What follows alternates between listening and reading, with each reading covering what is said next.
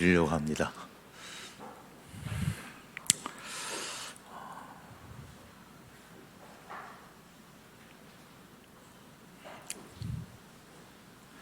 만삭된 산모가 드디어 아기를 낳았습니다. 하품을 하고 있습니다. 아이가 참 예쁘게 자라납니다. 그죠? 아이가 참 예쁘게 자랐습니다. 다양한 종류의 아이들이 이 땅에 태어나고 있습니다. 많은 아이들이 이 땅에서 태어나죠. 자, 점점 자라나서 이제 예쁘게 그렇게 성장해 갑니다. 자, 아기를 낳은 이 어머니, 자, 여러분에게도 경험이 있으실 겁니다. 이 어머니는 아기에 대해서 어떤 기대를 하고 있을까요? 여러분의 아기가 처음 태어났을 때 여러분은 여러분의 아기에 대해서 어떤 기대를 하셨습니까? 한 아기가 태어나면 그 부모와 형제는 그 아기에 대해서 기대를 합니다. 이 아기가 어떻게 될까? 학자가 됐으면 좋겠다. 훌륭한 정치인이 됐으면 좋겠다. 위대한 예술가가 되었으면 좋겠다. 과거에는 대통령 됐으면 좋겠다. 장군이 되면 좋겠다. 등등을 얘기합니다. 기대를 하죠. 자기 아기의 미래를 상상하며 흐뭇해하고 행복해합니다. 정상적인 부모라면 자기 아기에 대해서 기대하지 않는 부모는 없을 것입니다. 창세기 1장 1절에 보면 태초에 하나님이 천지를 창조하시니라고 하셨습니다. 하나님께서 창조하신 이 천지, 이 속에 사람이 포함되어져 있습니다. 모든 사람은 자신이 인정하든 인정하지 않든 하나님의 피조물입니다. 하나님은 사람을 창조하셨을 뿐만 아니라 자신이 창조한 사람이기 때문에 사람에게 기대하는 것이 있습니다. 기대하는 것이 정상이지요. 자기가 낳은 아들에 대해서, 딸에 대해서, 자식에 대해서 기대하는 것처럼 하나님께서도 자신이 만드신 사람에 대하여서 기대하는 것은 당연합니다. 하나님의 기대하심에 대해서 성경은 이렇게 말씀합니다. 땅을 파서 돌을 제하고 극상품 포도나무를 심었도다. 그 중에 망대를 세웠고 좋은 포도 맺기를 바랬다. 그랬습니다. 좋은 포도 맺기를 바랬다. 하나님께서 사람에게 기대하시는 것을 오늘 예수님의 비유의 말씀에서는 열매라는 단어로 표현하고 있습니다. 본문 6절의 말씀입니다. 이에 비유로 말씀하시되 한 사람이 포도원에 무화과 나무를 심은 것이 있더니 와서 그 열매를 구하였다. 무화과 나무를 심은 주인이 그 열매를 기대하는 것은 당연한 것입니다. 하나님께서 자신이 창조하신 사람으로부터 열매를 기대하는 것도 당연한 것입니다. 그럼 하나님께서 사람에게 기대하시는 오늘 예수님의 비유에서 나오는 이 열매라는 것은 과연 무엇일까요? 이에 대한 해답을 찾기 위해서 우리는 늘 말씀드린 것처럼 비유의 말씀을 하실 때는 이유가 있는 거죠. 그 이유를 앞의 문장에서 찾아야 된다 그랬습니다. 비유의 말씀의 앞의 문장 1절과 5절을 보면 1절에 그때 마침 두어 사람이 와서 빌라도가 어떤 갈릴리 사람들의 피를 그들의 제물에 섞은 일로 예수께 아뢰었다 그랬습니다. 그 당시 빌라도는 로마에서 보낸 유대 식민지를 다스리는 총독이었습니다. 우리나라가 일본의 식민지로 있을 때에 일본 총독이 우리 한민족에게 좋지 않게 대했던 것처럼 로마의 총독인 빌라도 역시도 유대 사람들을 좋게 대하지 않았습니다. 심지어 살해하는 일들이 종종 있었습니다. 역사가인 요세푸스는 어떤 유월절 제사 때에는 수천 명 혹은 수만 명의 유대인들이 살해되어져서 그 유월절 제단에 바쳐지는 일들도 있었다. 그러면서 유대인의 절기를 조롱하고 모독하는 일들이 있었다고 기록하고 있습니다. 1절에서 빌라도가 갈릴리 사람들의 피를 그들의 제물에 섞었다는 것은 이런 끔찍한 사건들 중에 하나를 의미합니다. 이것이 너무나도 그 사회에 충격적인 사건이었기 때문에 예수님께 와서 이 사실을 보고한 것입니다. 이 소식을 들은 예수님의 반응은 2절입니다. 대답하여 이르시되 너희는 이 갈릴리 사람들이 이같이 해받음으로 다른 모든 갈릴리 사람보다 죄가 더 있는 줄 아느냐. 굉장히 예수님께서 이렇게 흥분하시고 분노하실 줄 알았는데 엉뚱한 말씀을 하셨어요. 예수님의 대답을 기초로 해서 유추해 볼 때에 예수님께 갈릴리 사람들이 죽은 사건을 보고했던 사람들은 이 빌라도에게 비참하게 죽은 갈릴리 사람들은 죄가 많기 때문이라고 생각한 듯합니다. 이러한 생각은 그 당시 유대인들이 가지고 있었던 보편적인 생각이었습니다. 유대인들은 보통 어떤 사람이 재난이나 사건, 사고를 통해서 어떤 불행을 겪게 되면 그것은 자기가 지은 죄 때문에 받은 결과라고 생각을 했습니다. 예컨대 성경에 보면 나면서 소경이 된 사람을 두고서 그 부모의 죄인지 아니면 소경된 그 사람의 죄인지를 먼저 생각했던 것이 유대인들의 일반적인 생각이었습니다. 우리나라 사람들도 간혹 그래요. 어떤 사람이 불행한 일을 겪으면은 아이고 천벌을 받았어. 천벌 받은 것이라고 생각하는 그런 경향도 없지 않아 있습니다. 어떤 재난이나 어떤 불행한 사건을 겪은 것은 죄의 결과다라는 고정관념이 유대인들에게나 우리들에게도 있습니다. 이런 고정관념을 가진 사람들의 배후에 깔린 생각이 뭘까요? 그런데 나는 그런 재난을 당하지 않았으니까, 나는 그런 불행한 사건을 겪지 않았으니까 나는 죄인이 아니야.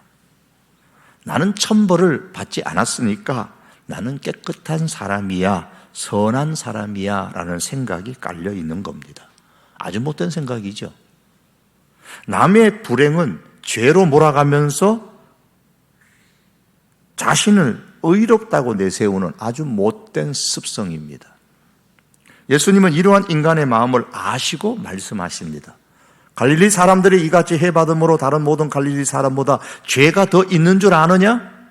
너희에게 이르노니 아니라 너희도 만일 회개하지 아니하면 다 이와 같이 망하리라. 너희가 선하기 때문에 그런 불행한 일을 당하지 않은 것이 아니라라고 지적을 하시는 겁니다. 그러면서 예수님은 그 당시 유대인들이면 누구나 다 기억하고 있는 실로암에 있는 망대가 무너진 사건을 다시 언급하십니다. 자, 우리는 성수대교가 무너진 사건을 다 기억합니다. 기억하지 못하는 분 계세요? 삼풍백화점 무너진 사건 기억합니다. 다 기억하시죠? 시간이 흘렀지만 다 기억해요. 그것처럼 그들은 실로암에 망대가 무너진 것을 기억하고 있었습니다. 또 실로암에서 망대가 무너져 치어 죽은 18사람이 예루살렘에 거한 다른 사람보다 죄가 더 있는 줄 아느냐? 너희에게 이르노니 아니라 너희도 만일 회개하지 아니하면 다 이와 같이 망하리라. 실로암은 예루살렘으로 물을 공급하는 수원지입니다. 어느 시대나 수원지는 매우 중요한 관리의 대상이죠. 그래서 잘 지키기 위해서 지킬 수 있는 망대도 세워두는데 이 망대가 무너진 사건이 있었던 겁니다. 그래서 그 사건으로 많은 사람이 죽었어요. 예수님은 이 망대 무너진 사건을 갈릴리 사람의 죽음과 동일한 의미로서 말씀을 하고 계십니다. 그리고 이 말씀을 하신 이후에 6절 이하에서 열매 맺지 못하는 무화과 나무의 비유의 말씀을 하신 겁니다. 그러므로 예수님의 비유의 말씀에 의하면 하나님께서 기대하시는 것은 뭐냐? 열매인데 그 열매란 무슨 열매냐? 회개의 열매입니다.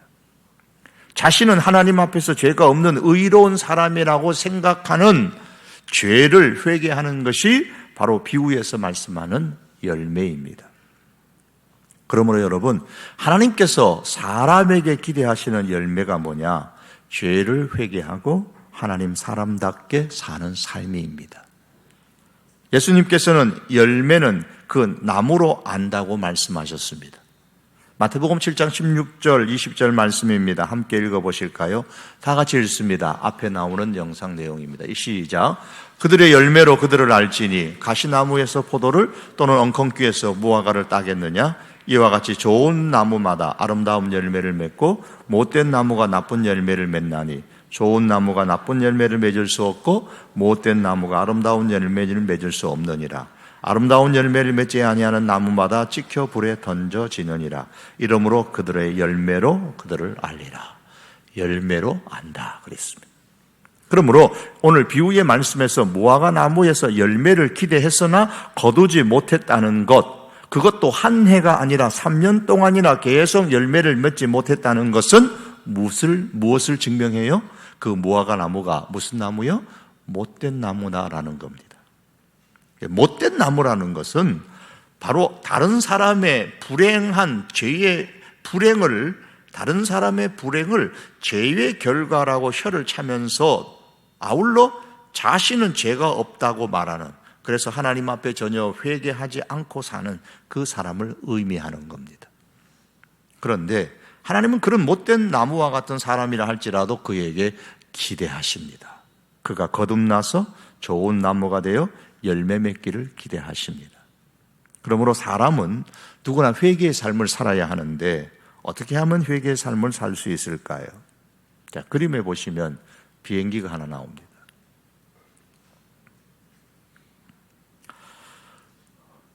잘생겼죠? 이 비행기가 지난 1월 8일에 이란 수도 테헤란의 이맘 호메이니 공항을 이륙한 우크라이나 여객기입니다. 이란이 미국의 전투기인 줄 알고 피격했다고 했던 바로 그 비행기, 같은 종입니다. 자, 이 사건을 여러분 들으시면서 어떤 생각을 하셨습니까? 지금은 이런 얼마 되지도 않았는데 이런 비행기 폭파 사건을 까맣게 잊어버리게 하는 일들이 지금 우리 주변에서, 아니 세계에서 벌어지고 있습니다. 뭐죠? 신종 코로나. 하도 많이 들었죠. 중국발인데 아래에 있는 검은 선에 무시했던 사스인데 사스보다 지금 더하다는 거죠. 사스. 이거는 사스인데 이 사스 때보다 지금 더하다는 겁니다. 더 급속하게 성장하고 있습니다. 이게 신종 코로나입니다. 날짜별로 나온 것을 인터넷에서 찾아보니까 1월 20일 날 확진자 291명, 사망자 6명에서 1월 29일까지 나온 7,711명, 170명 사망자 중국에서. 그런데 오늘 31일자 오전의 보도에 의하면 중국 내 확진자가 9,692명 넘어섰고 어제만 해도 7,700명 수준이었는데 하루 만에 급증했고 사망자도 213명, 어제보다 43명이 늘었죠. 한국 시간으로 오늘 31일 오전에 국내 신종 코로나 바이러스 확진자가 7명. 그런데 저녁 보도를 보니까 확진자가 11명. 아마 최종적으로 여러분이 보신 분들은 11명이라고 보지 않았을까 싶어요.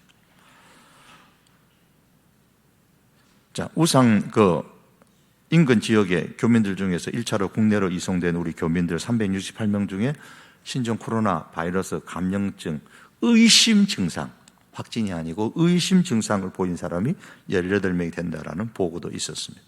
보도가 있었죠. 현재 전 세계 20개가 넘는 국가에서 확진자가 계속해서 추가되고 있다고 합니다. 특히 이번 주에는 2차 감염, 3차 감염, 이렇게 즉 사람 간에 감염되는 사례가 지금 속출하고 있습니다. 세계보건기구 WHO가 국제적 공중보건 비상사태를 이제 드디어 선포를 했습니다. 중국에서는 이 신종 코로나 바이러스의 발원지인 중국 우한 사람을 신고하면, 숨어 있는데 신고하면 우리나라 돈으로 33만 원을 준다는 보고도 있었고요. 우리나라에서는 중국 우한에 거주하던 교민들을 아산과 진천에 수용한다고 하니까 그곳 주민들이 데모를 하면서 긍정하고 반대합니다. 욕할 건 없죠. 회원동에 온다 그러면 여러분도 반대할 거 아니에요. 우리도 반대하잖아요. 욕할 건 없어요. 거리에는 중국인들이 출입을 금지하는 식당이나 병원이나 상점들이 늘어나고 있습니다. 왜 사람들이 모두 이렇게 난리를 피웁니까? 겁나기 때문이죠.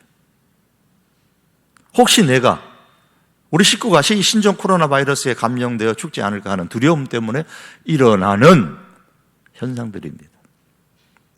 앞으로는 아마도 전쟁보다도 더 무서운 공포감을 주는 것이 이런 전염병이 되지 않을까 싶습니다. 세균전이 일어나게 되면 정말 엄청날 것입니다. 사실 겁나죠. 저도 겁나요. 믿는 사람이라고 해서 겁나지 않나요? 전염병이 믿는 사람은 피해가는 것이 아니니, 피해가면 얼마나 좋겠습니까만은 피해가는 것은 아니니 성도들 역시 겁내는 것이 당연합니다. 그렇기 때문에 우리 믿는 사람들도 안전하게 신앙생활을 하기 위해서 이 땅에 이런 재난, 사건, 사고, 전염병들이 일어나지 않도록 우리가 늘 조심해야 되고 또 기도해야 될 제목입니다. 그런데 여러분, 세상에서 일어나는 이런 재난, 사고, 사건, 전염병들로 인해서 당하는 그런 인간의 불행을 보면서 무슨 생각이 먼저 납니까? 성도는 겁난다라는 것 이상의 것을 생각해야 됩니다. 예수님께서 마지막 때에 일어날 징조에 대해 말씀하신 것 중에 이런 말씀이 있습니다. 다 같이 한번 읽어보시겠습니다. 자, 시작.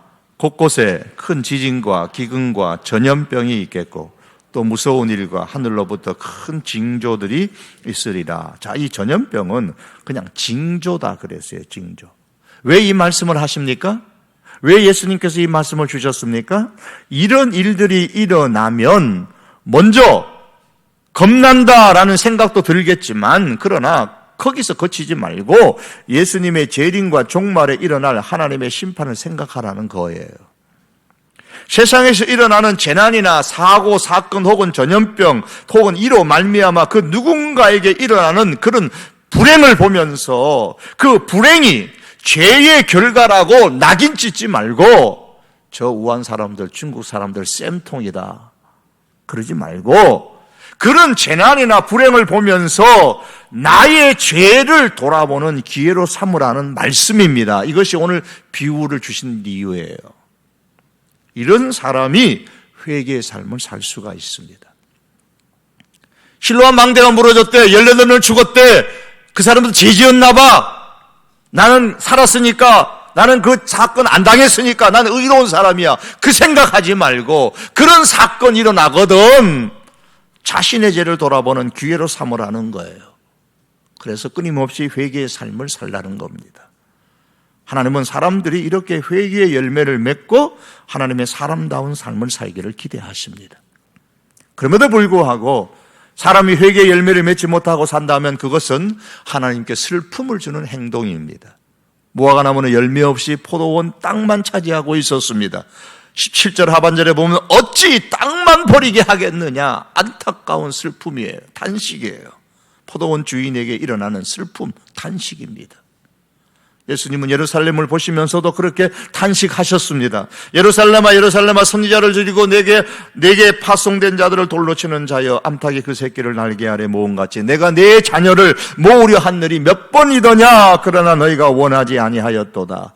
회개하지 않는 이스라엘 백성을 향하여 하나님은 이렇게 슬픔을 표현하셨죠. 같이 한번 읽어보시겠습니다. 다 같이 읽습니다. 시작. 소는 그 임자를 알고 나귀는 그 주인의 구유를 알건만은 이스라엘은 알지 못하고 나의 백성은 깨닫지 못하는도다 하셨도다. 슬프다 범죄한 나라여 허물진 백성이요 행악의 종자요 행위가 부패한 자식이로다. 그들이 여호와를 버리며 이스라엘에 거룩하신 이를 만홀히 여겨 멀리하고 물러갔도다.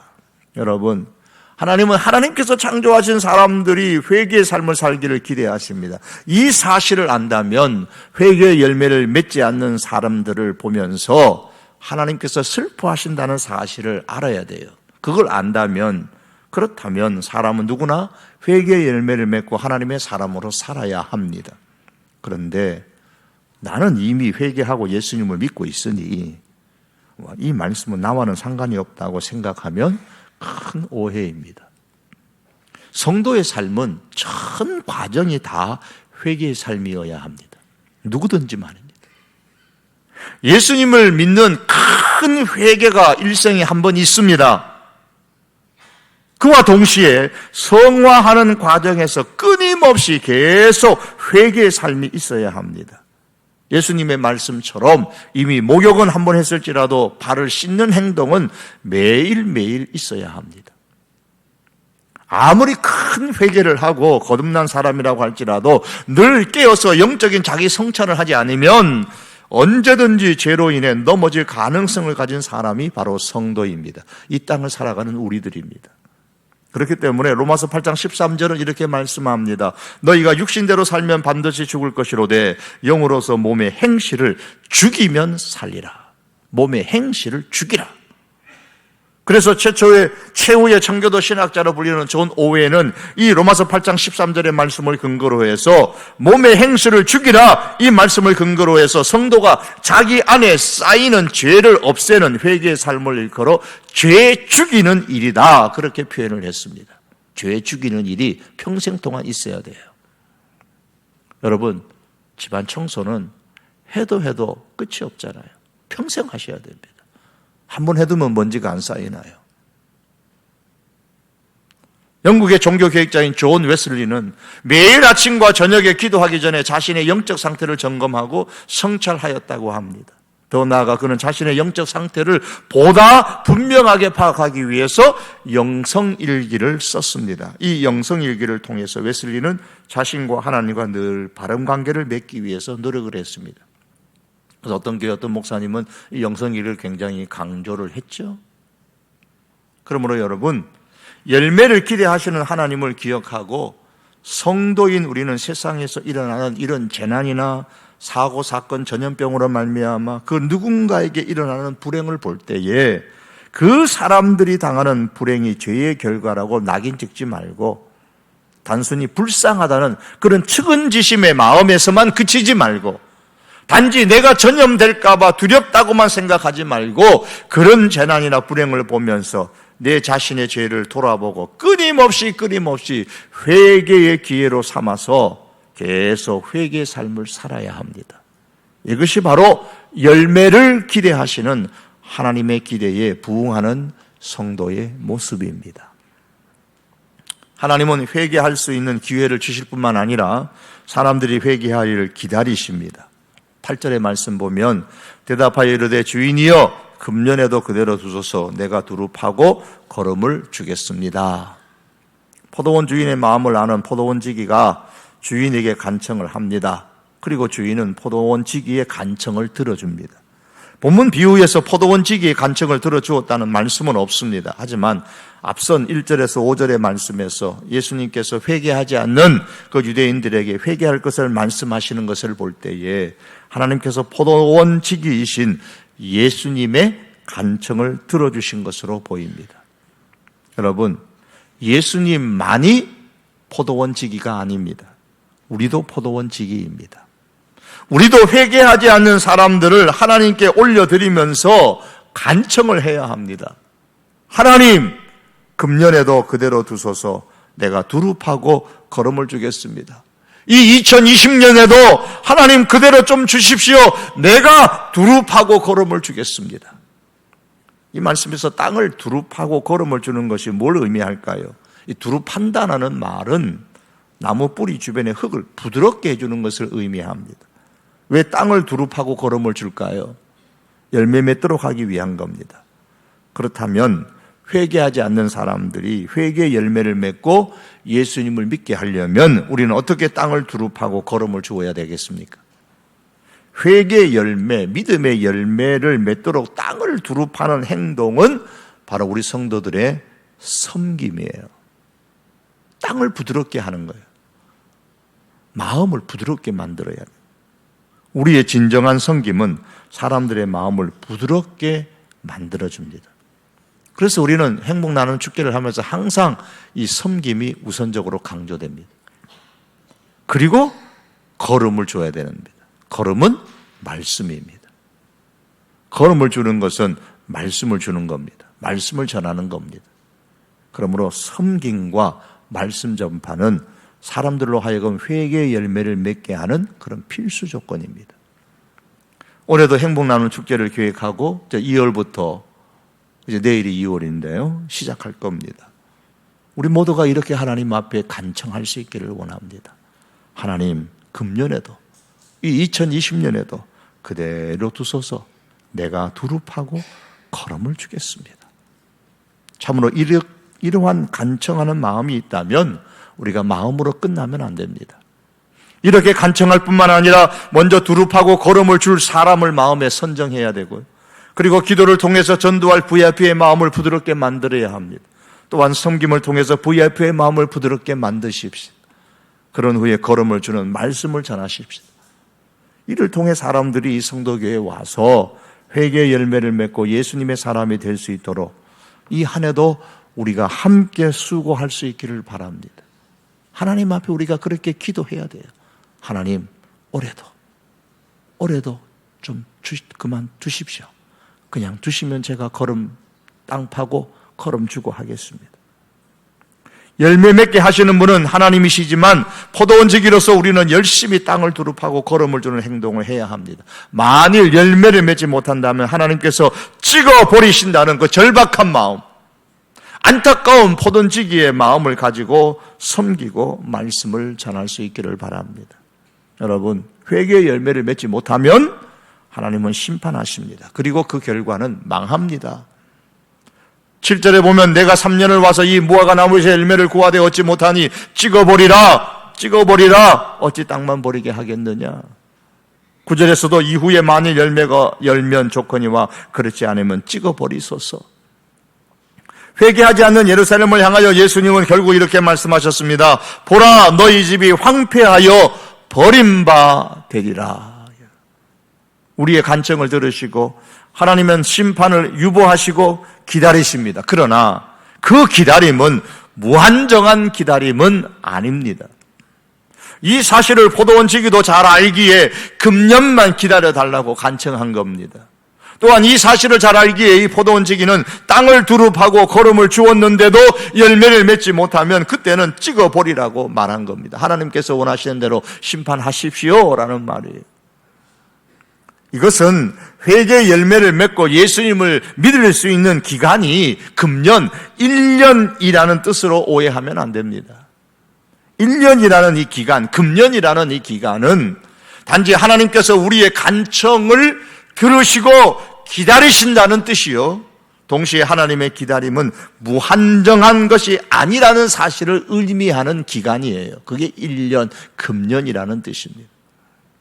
기다림의 때가 다 차면 하나님은 회개의 열매를 맺지 않는 사람에 대해 심판하십니다. 그날이 오기 전에 두릅하고 걸음을 주는 우리의 수고를 중단하지 않고 열심을 다하는 우리 성도교회, 저 여러분들의 신앙생활이 될 수 있기를 바랍니다. 이제 말씀을 맺겠습니다. 하나님은 사람을 창조하시고 사람이 회개의 열매를 맺기를 기대하십니다. 지극히 당연한 것입니다. 기대하실 뿐만 아니라 우리들이 그렇게 하시기를 기다리십니다.